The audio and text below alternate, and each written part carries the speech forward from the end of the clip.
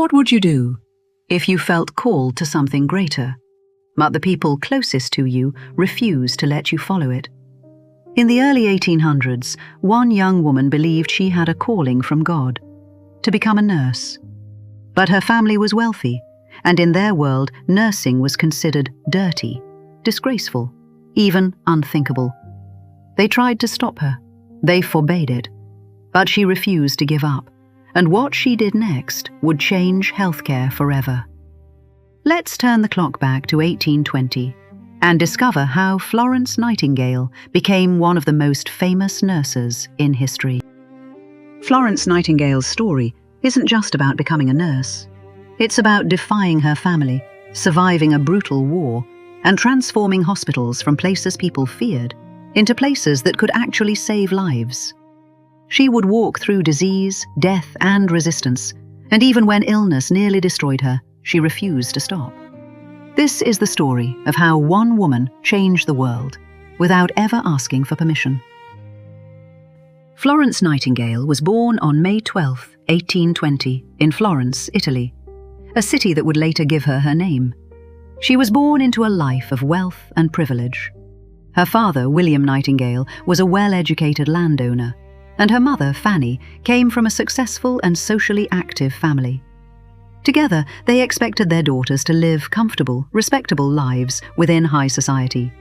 Florence and her older sister, Parthenope, were raised between elegant homes in the English countryside and London, surrounded by opportunity, education, and expectation.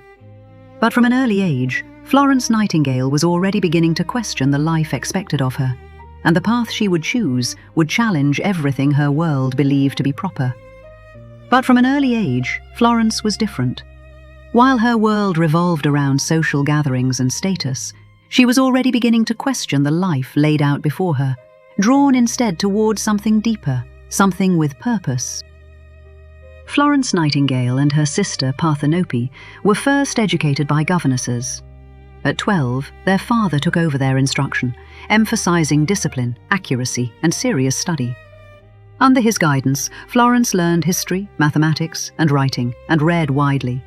She mastered Italian, Greek, Latin, and French, an exceptional education for a woman of her time. While her sister embraced society, Florence stood apart, known not only for her beauty, but for her intelligence and depth of thought.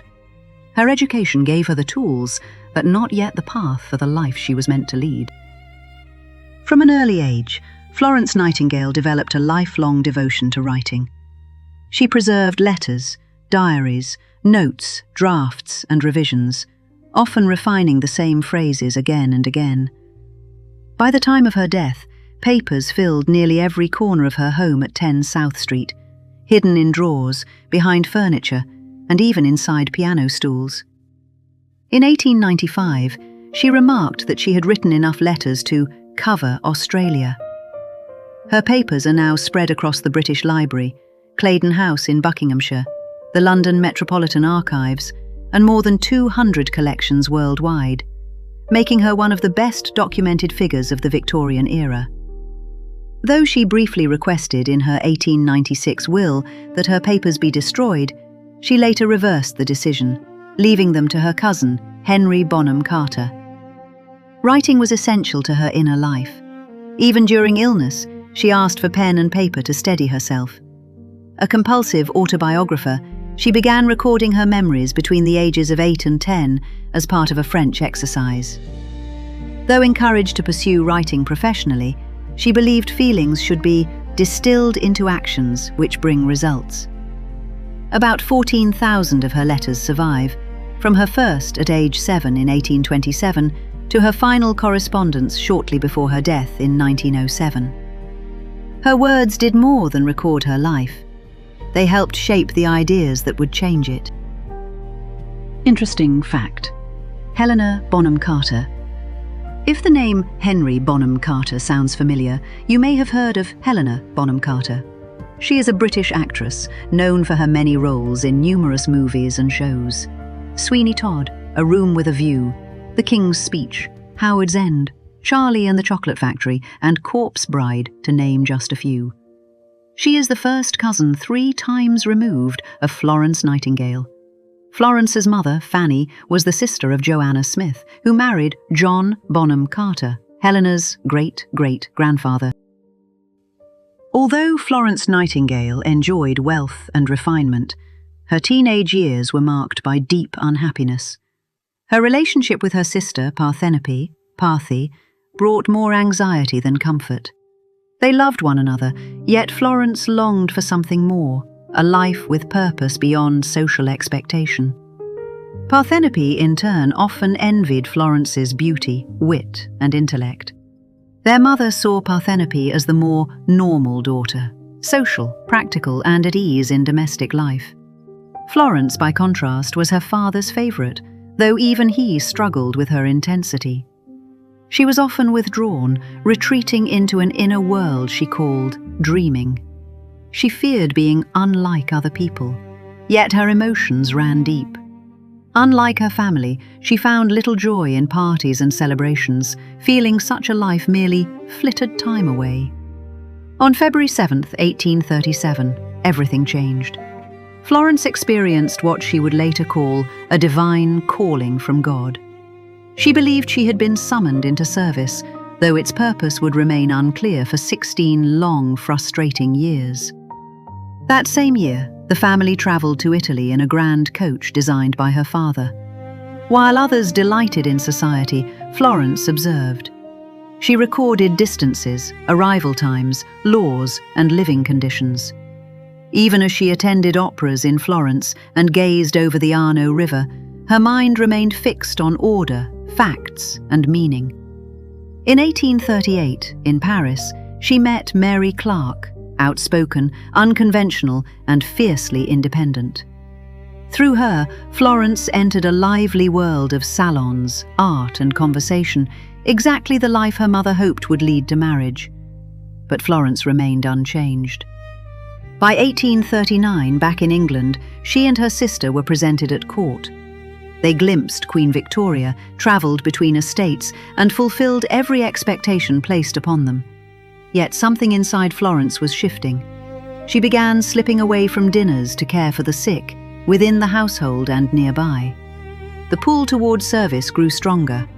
Her family, especially her mother, strongly opposed it.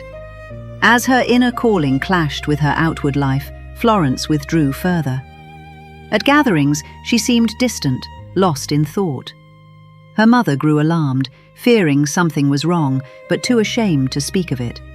Meanwhile, Florence's frustration deepened. She felt her life had no meaning, unless she could devote it to something truly worthwhile. The life expected of her no longer fit, and the life she was called to live was beginning to take hold. One of Florence Nightingale's earliest suitors was her cousin, Henry Nicholson, a Cambridge student who stayed with the Nightingale family during his studies. Florence tutored Nicholson and several other male cousins in mathematics, a subject in which she excelled. Because such instruction by a woman was considered improper, the men were expected to keep these lessons secret. Nicholson fell deeply in love with Florence and proposed to her repeatedly between 1843 and 1845. Each time, she refused. Her rejection caused resentment within the Nicholson family, particularly from his sister Mary Ann, who ended her friendship with Florence. Nicholson later joined the army and continued to correspond with her until his tragic death in Spain in October 1850. After his death, a family album was discovered containing several sketches of Florence, revealing the depth of his attachment. In the summer of 1842, at a dinner party hosted by the Palmerston family, Florence met Richard Monckton Milnes. He was wealthy, intelligent, widely travelled, and a gifted linguist with a lively personality and a remarkable talent for friendship. A member of Parliament, Milnes was known for his charm, long blonde hair, and a distinctive dimple. Many considered him an ideal match for Florence. He fell deeply in love with her, and years later she would describe him as the man I adored. Yet, despite their strong intellectual and romantic connection, she rejected his proposal. Florence believed she had been called by God to a life that did not include marriage. Even so, the decision caused her deep emotional anguish, as reflected in her diary entries. Milnes remained her loyal friend and continued to support her causes even after he married someone else. That same year, Florence met Baron Christian von Bunsen, who told her about a pioneering institution in Germany, the Institute of Deaconesses at Kaiserswerth on the Rhine. Originally founded as an orphanage, it had expanded to include a school, hospital, and penitentiary. Kaiserswerth was one of the very few places in Europe where women could receive formal training in nursing. Although deeply drawn to the idea, Florence would have to wait 6 years before she was able to go. In the meantime, Florence planned to spend 3 months at the Salisbury Infirmary to prax, a term meaning to combine nursing theory with hands-on practice. Her family strongly objected. Hospitals at the time, decades before the germ theory discoveries of Louis Pasteur and the antiseptic methods of Joseph Lister, were places of horror. Enormous wards were overcrowded and filthy, their floors and walls soaked with blood, waste, and decay. The stench was overwhelming. Patients lay unwashed for weeks. Infections were rampant. Gangrene was common.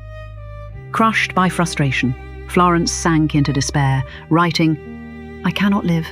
Forgive me, O Lord. Let me die this day." From late 1846 until 1851, she endured what she later described as a self-made hell. She believed God was punishing her for being unworthy of her calling. Her health deteriorated. She suffered migraines, bronchitis, and chronic coughing, and feared she was losing her mind. Only at Lea Hurst did she find some relief. During brief stays there, she nursed sick villagers and wrote, "I found my business in this world. My heart was filled, my soul was at home. I wanted no other heaven." Yet each return to London worsened her condition, and by the autumn of 1847, she was close to a nervous breakdown. In early 1848, Florence travelled to Rome with Charles and Selina Bracebridge, whose companionship restored her spirits. She later wrote, "I never enjoyed any time of my life as much as the time in Rome." Through the Bracebridges, she met Sidney Herbert, former Secretary at War under Sir Robert Peel, who was wintering in Italy with his young wife. The 5 English travellers formed a close and enduring friendship, one that would later prove crucial to Florence Nightingale's life and work. The path before her was becoming clearer, but the cost of following it was only just beginning. When Florence returned home from her travels, nothing had changed. Life resumed its familiar routine: household inventories, social expectations, and enforced idleness. While beyond their comfort, she knew suffering and misery were widespread. The contrast between her family's luxury and the destitution of the poor troubled her deeply and intensified her sense of purpose. Unable to work directly in a hospital, Florence resolved to study them instead. She immersed herself in learning how hospitals were organized, how mortality statistics were recorded, and what reforms were urgently needed. Her interest only deepened after the disappointment of Salisbury. In 1847, her close friend Mary Clark married Julius Mole, a cultivated and generous man born in Germany who later took French nationality. Together, the Moles gathered medical and institutional information for Florence in Paris, while the Bunsens collected material from across Europe. Florence carefully analysed these reports and by this time knew more about hospitals and hospital reform than almost anyone of her generation. Her goal became clear. She must study nursing at the Institute of Deaconesses at Kaiserswerth. With the help of Lord Ashley and the Bunsens, she persuaded her mother to allow a short visit in 1848.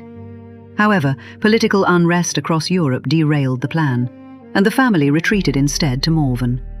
Florence fell into deep despair. During this period, Richard Monckton Milnes re-entered her life. He had waited 7 years for her decision, and in the summer of 1849 pressed for an answer. Florence refused him. Though deeply attached to him, she believed marriage would close the door to her calling. The cost was immense. Her family was furious. Milnes withdrew from her life, and Florence later wrote, "Life is desolate without his sympathy." Her long-threatened breakdown now seemed imminent. Once again, the Bracebridges intervened and persuaded her mother to allow Florence to travel with them to Egypt in late 1849. By January 1850, they had reached the Nile. In March, during a moment of profound spiritual clarity, Florence believed God spoke to her, asking what she would do for him without reputation. Within days, she felt the question was settled. The relief was brief. In Athens, her health collapsed once more. She could not read or write, and on her 30th birthday she resolved to abandon all thoughts of marriage and devote her life entirely to God's work. By early summer 1850, her mental state was perilous. On July 1st, she lay in bed praying for deliverance. The Bracebridges then took her to Berlin, where visits to hospitals and orphanages revived her spirits. At last, she reached Kaiserswerth. Though she stayed only 2 weeks, the experience transformed her. She later published an anonymous account of the institution's work. Her family reacted with outrage. Her mother was furious, her sister hysterical, and her father refused to intervene. Florence sank once more into despair, writing bleakly of her longing for death and her inability to escape what she called her habit of dreaming. Denied permission to return to Kaiserswerth, Florence resolved to act alone. In 1851, she issued her ultimatum. With or without her family's approval, she would return. She would take only what she needed and expect no support. When her sister was sent to Carlsbad for treatment, Florence seized the opportunity. Amid emotional scenes and fierce opposition, she left home the next day, at last stepping decisively toward the life she believed God had called her to lead. For the first time, her path was no longer uncertain. It was chosen. Florence's life at Kaiserswerth was harsh and unrelenting. She rose at 5 a.m. to a meager breakfast of bread and rye gruel, working until noon before a brief 10-minute break for broth and vegetables. Another short pause came at 3 for tea and bread, followed by a final bowl of broth at 7 and a Bible lesson. The food was poor, and hygiene in the hospital was often appalling. Despite the conditions, Florence wrote home describing how fulfilled she felt caring for others. Her parents were unmoved. Her mother kept her whereabouts secret, and when Florence returned home, she was treated as though she had committed a crime. Life there felt like a return to a treadmill she could no longer endure. Her mother became increasingly controlling, while her sister's jealousy and resentment grew so severe that she suffered a nervous breakdown. Nothing, however, could shake Florence's resolve. Determined to continue her calling, she took matters into her own hands. Through Cardinal Manning, she arranged to spend time at a hospital run by the Sisters of Charity in Paris. Whether Protestant or Catholic mattered little to her, only the care of the sick. Yet once again, family duty intervened.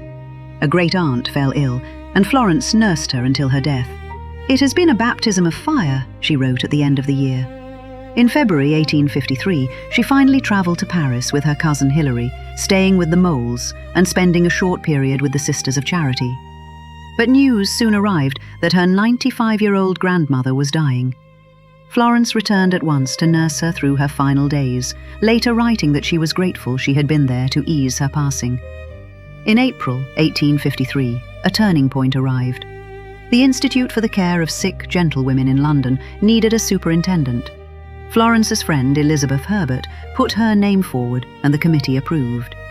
Florence was unimpressed by what she called the fashionable, charitable ladies, but she accepted the post, bringing a housekeeper with her. Her family reacted with hysteria, fainting fits, and bitter recriminations. The tension became so great that her father withdrew to London lodgings, writing that continued interference in his daughter's life was beyond his mental strength. Despite his wife's anger, he granted Florence an allowance of £500 a year. For the first time in her life, Florence was truly independent. At last, the life she had fought for was beginning to take shape, on her own terms. In August 1853, Florence took charge of No. 1 Harley Street. The house stood empty just 10 days before patients were due to arrive. In that short time, she oversaw renovations, installed furniture, organized supplies, and transformed the building entirely. Her ideas were revolutionary. Patient comfort and nurse welfare were central to everything she planned.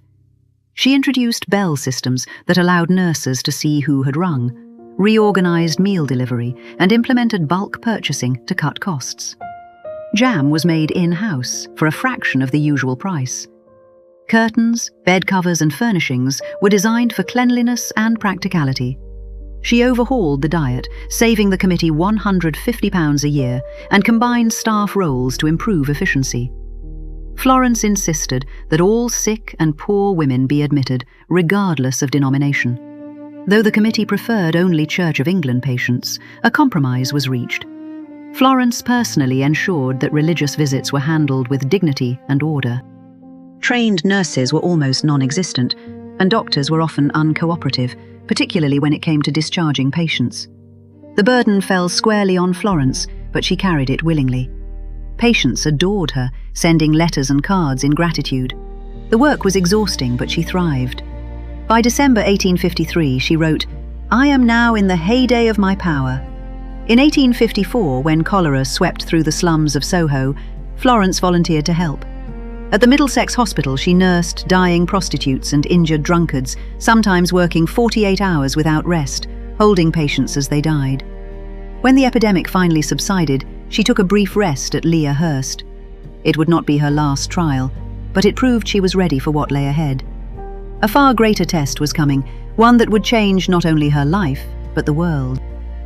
Scutari, located in what is now modern-day Istanbul, served as the primary British military hospital during the Crimean War, 1853 to 1856.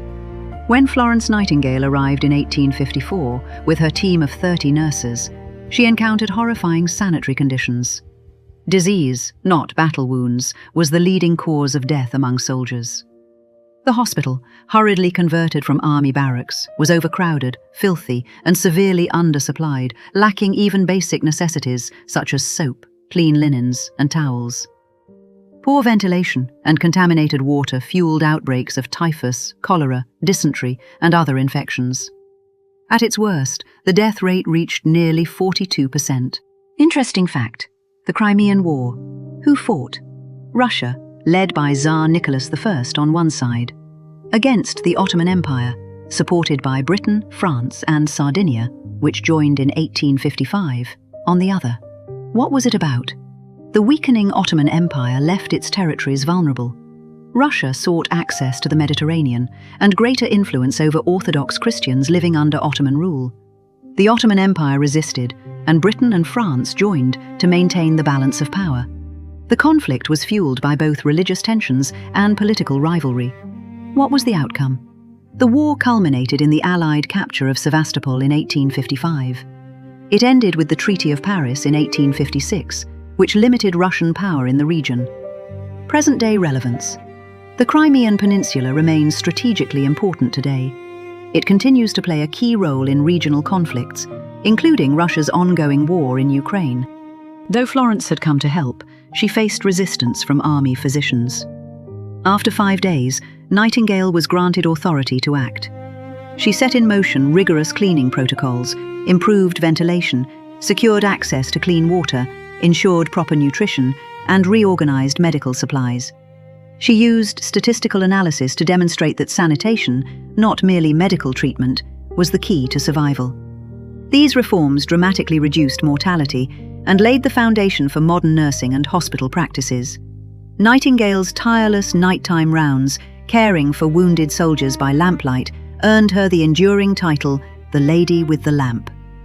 Her work at Scutari not only saved countless lives, but also transformed military medicine and hospital care, leaving a lasting legacy in the history of healthcare.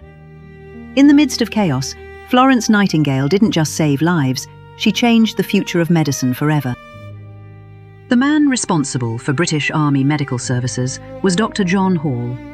63 years old and based in Bombay, he visited Scutari only once, in October 1854. After that brief inspection, he reported that the hospital was on a sound footing and that nothing essential was lacking. Hall relied on outdated standards shaped by earlier wars such as the Peninsular War. At a time when chloroform was coming into wider use, he warned officers that it was safer to operate with a sharp knife than risk killing men with too much anesthesia. He believed chloroform was dangerous, but his concerns were largely ignored. More troubling, he insisted the hospitals already had all they needed. Dr. Hall became one of Florence Nightingale's greatest obstacles during the Crimean campaign. But Florence had allies as well as enemies. One was Dr. MacGregor, who supported her determination to convert part of the barracks into additional hospital space. The plan would allow room for 800 more patients. Despite orders from the Commander-in-Chief, no branch of the army was willing to cover the cost. Florence pushed forward anyway. Appealing through Lady Stratford, the ambassador's wife, she secured permission to begin. When Turkish workers went on strike for higher pay and the ambassador refused assistance, Florence hired more workers, increasing their number from 124 to 200, and paid them partly from her own funds and partly from the Times Fund. The repairs were completed just in time. On January 19, 1855, shiploads of frost-bitten, half-naked, starving and wounded soldiers began to arrive. As winter deepened, scurvy became a growing threat. Fresh vegetables, desperately needed, were left rotting in the harbour at Balaklava due to confusion over delivery. At the same time, laundry services were disastrously inadequate. Bedding was often never washed, or simply rinsed in cold water and returned still filthy and disease-ridden. Once again, Florence took control. She rented a Turkish building, had army engineers install boilers, and employed soldiers' wives to run an organised laundry system. For the first time, the hospital at Scutari had truly clean linens. Throughout this period, Florence wrote constantly to Sidney Herbert, describing her struggles and frustrations. Her letters sometimes carried a tone of near desperation. She was exhausted, overworked, and under immense strain. At times, it seemed as though everyone around her had become an obstacle. In response, Herbert gently advised her to temper her tone, reminding her, "It is always wise in public documents to understate your case." Meanwhile, the condition of the army continued to deteriorate. In the quarter ending December 30, 1855, of 38,789 soldiers, 25,336 were under medical care. Nearly 3 out of every 4 men were unfit for duty. Before winter ended, thousands more would die. These suffering soldiers were the Queen's men, and Queen Victoria wanted them to know they were not forgotten.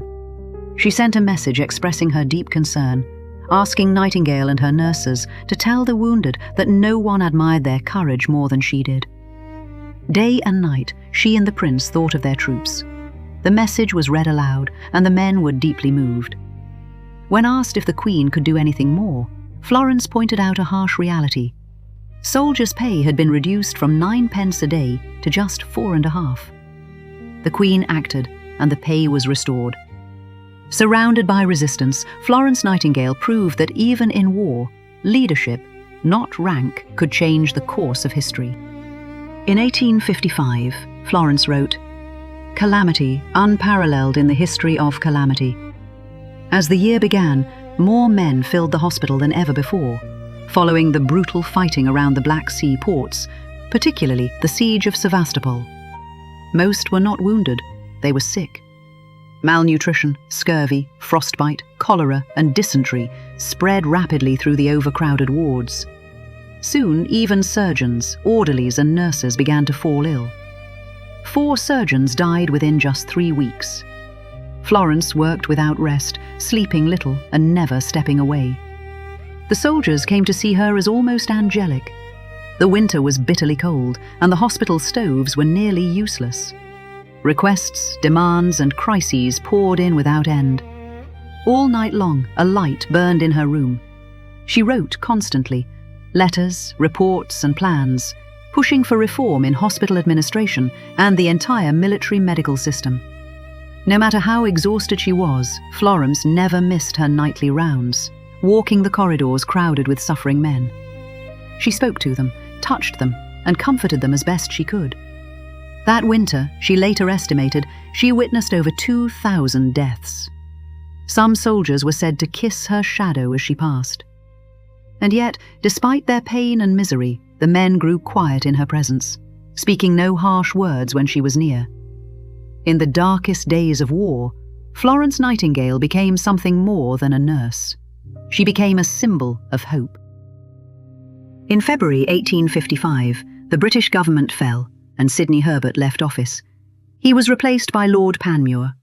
One of Panmure's first acts as Secretary of War was to appoint a sanitary commission to go immediately to the front.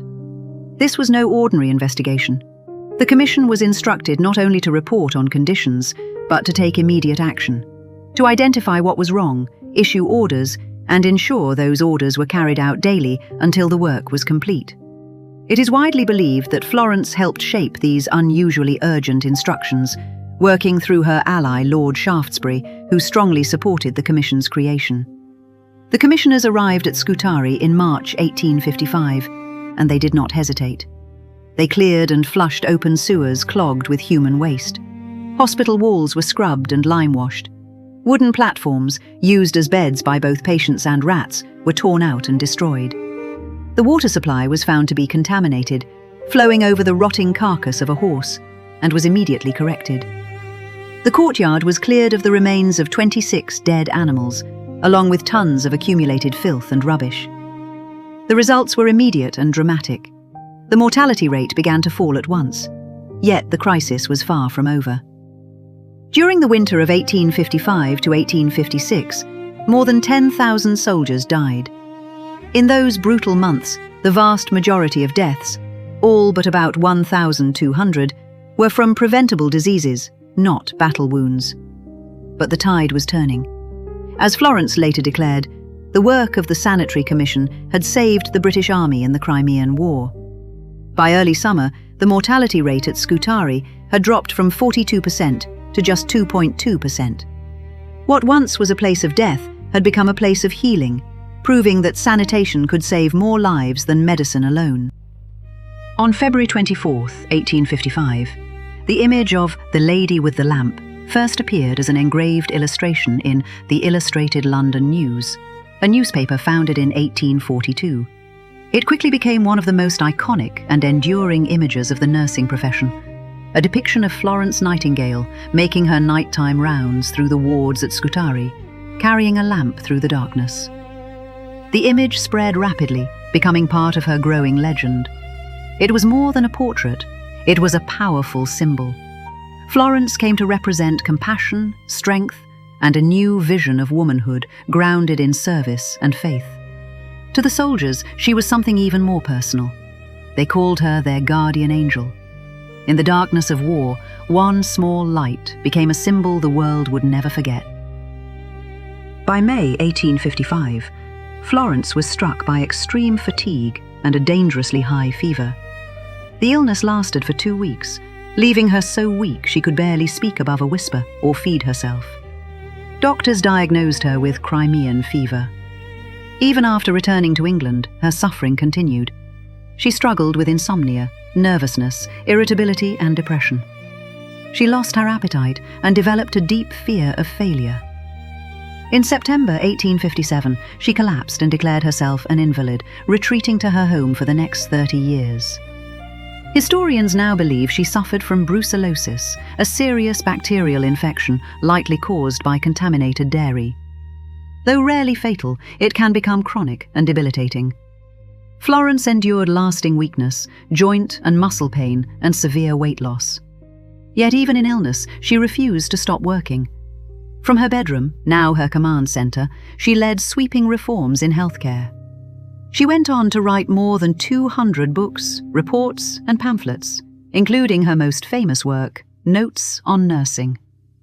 Even as her body failed her, Florence Nightingale refused to surrender, proving that her greatest impact on the world would come not from the hospital wards, but from the quiet strength of a woman who would not stop fighting.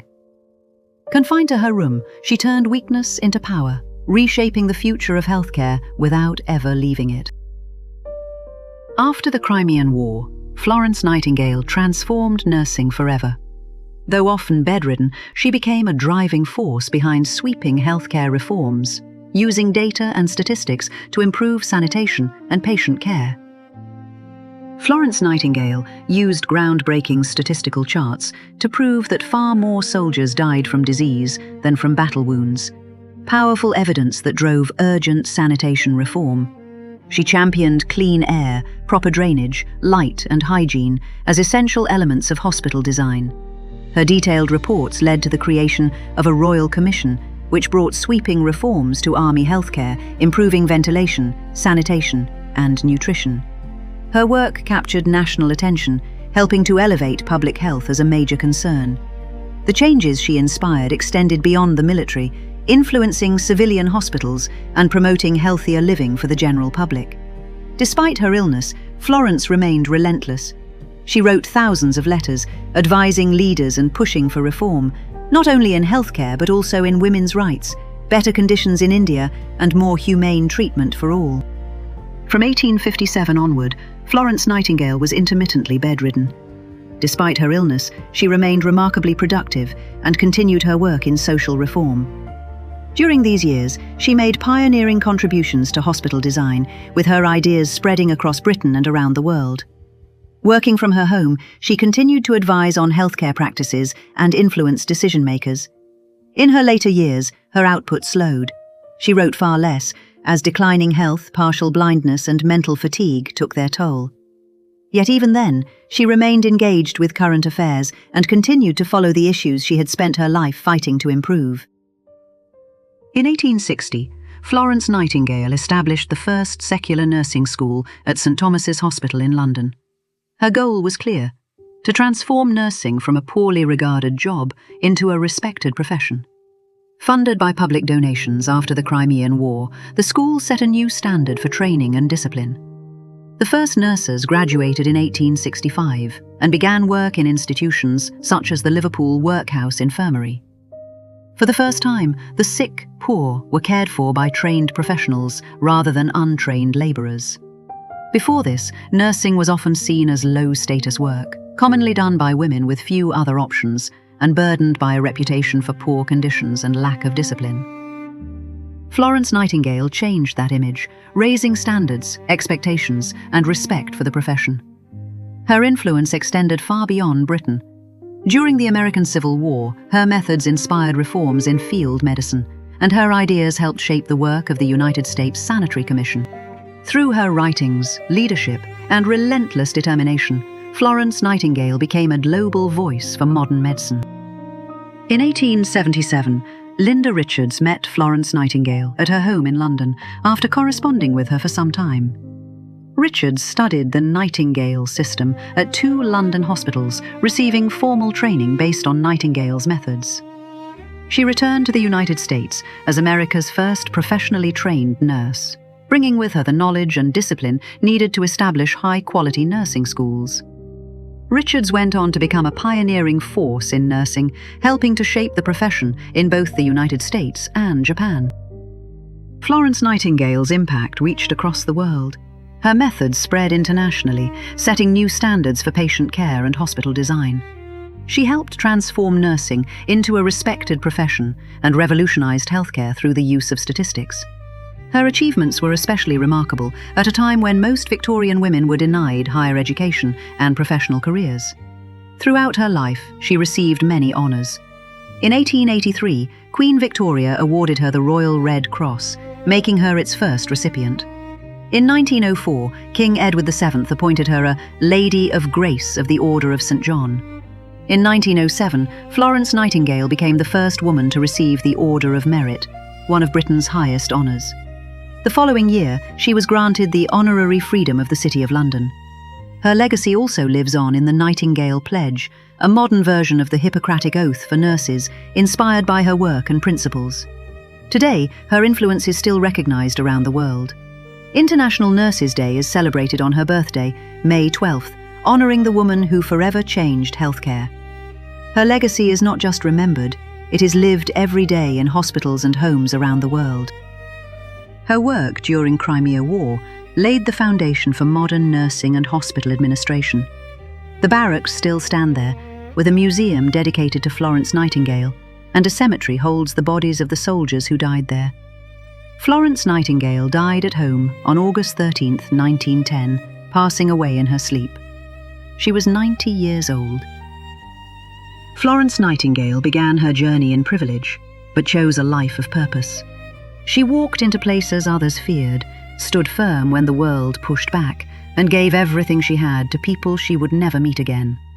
Even when illness confined her body, her mind and her mission never stopped.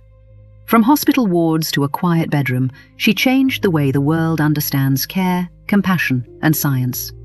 Today, every clean hospital room, every trained nurse, and every life saved through modern healthcare carries a piece of her legacy. She was more than the lady with the lamp. She was the light that changed the world. Coming up next, Susan B. Anthony. Have you ever heard of the Panic of 1837? It changed everything. Discover how it shaped her life and set her on the path to fight for women's rights. If this story inspired you, join us as we continue uncovering the lives of women who changed the world. Subscribe to Heroines of History and keep the light of history alive. And let us know in the comments who your favorite heroine is. Bye for now.